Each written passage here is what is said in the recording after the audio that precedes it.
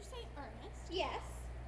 Oh, but it is not Mr. Ernest Worthing who is my guardian. It is his brother, his eldest brother. Ernest never mentioned to me that he had a brother.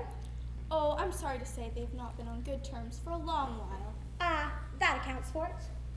And now that you mention it, I have never heard any man mention his brother. The subject seems distasteful to most men. Cecily, you have lifted a load from my mind. I was growing almost anxious.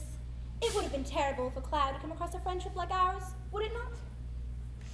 Of course, you are quite sure that it is not Mr. Ernest Worthing who is your guardian? Quite sure. In fact, I'm going to be his. I beg your pardon? Ernest proposed to me exactly 10 minutes ago. I feel there must be some slight error, for he proposed to me at 5:30 yesterday afternoon. If you care to verify the incident, pray do. I never travel without my diary. One should always have something sensational to read on the train. I am very sorry, dear Cecily, if it is any disappointment to you. It appears that I have the prior claim. Dearest Gwendolyn, it would distress me more than I can say if it caused you any mental or physical anguish. But I feel bound to point out that since Ernest proposed to you, he has clearly changed his mind.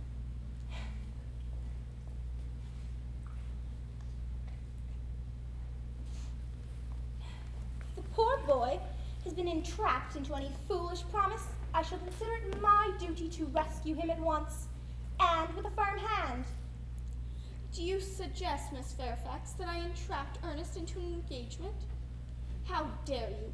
This is no time for wearing the shallow mask of manners. When I see a spade, I call it a spade. I am glad to say that I have never seen a spade.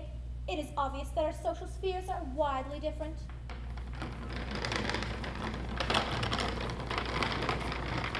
Shall I lay the tea here as usual, miss? Yes, as usual. Are there many interesting walks in the vicinity, Miss Cardew? Yes, a great many. From atop of one of these hills here, you can see 5 counties. 5 counties? I don't think I should like that. I hate crowds. I suppose that's why you live in the city? Quite a well-kept garden this is, Miss Cardew. So glad you like it, Miss Fairfax. I had no idea there were any flowers in the country. Oh, flowers are as common here as people are in London. I don't understand how anyone resides in the country, if anyone who is anyone does. The country always bores me to death. Oh, this is what the newspapers call agricultural depression, is it not? I hear aristocracy are suffering very much from it just at present. I hear it is almost an epidemic amongst them. May I offer you some tea, Miss Fairfax? Thank you. Detestable girl. I require tea. Sugar? No, thank you. Sugar isn't fashionable anymore. Cake or bread and butter? Bread and butter. Cake is rarely seen in the best houses nowadays.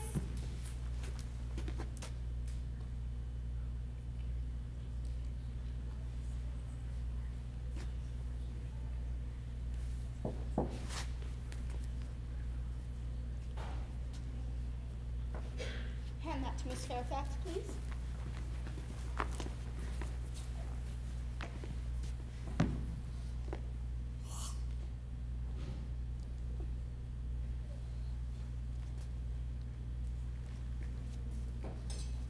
You have filled my tea with lumps of sugar, and though I most distinctly asked for bread and butter, you have given me cake. I am known for the gentleness of my disposition and the extraordinary sweetness of my nature. But I warn you, Miss Cardew, you may go too far to save my poor, innocent, trusting boy from the machinations of any other girl. There are no lengths to which I would not go. From the moment I saw you, I distrusted you. I felt you were false and deceitful. I am never deceived in such matters. My first impressions of people are invariably right.